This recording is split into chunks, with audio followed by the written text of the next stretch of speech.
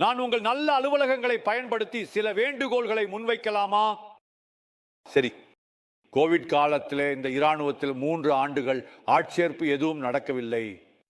எங்கள் படைகள் 180,000 பேரால் குறைக்கப்பட்டன. இதை செய்தது யார்? அபாய மதிப்பீடு பற்றி என்ன? நீங்கள் பணத்தை சேமித்தீர்களா?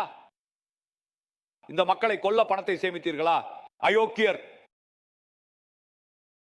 நான் கிஷ்த்வாரில் 3 ஆண்டுகள் போராடினேன். அர்னப், அந்த பகுதியை நாங்கள் முழுமையாக கட்டுப்பாட்டில் வைத்திருந்தோம்.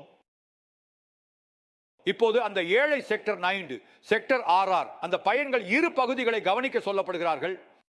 ஏனென்றால் யாரோ ஒருவர் மனித வளம் தேவையில்லை என்று நினைத்தார். அயோக்கியர்.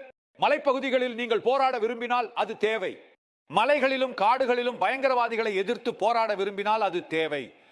இப்போது சீனா, பாகிஸ்தான் ஆகியவற்றுடன் கூட பங்களாதேஷ் என்ற தலைவலி கூட இருக்கும்போது அது தேவை. லைன்களை திறக்கவும். இந்த இராணுவத்தை குறைக்க எந்த புத்திசாலி முடிவு செய்தார்?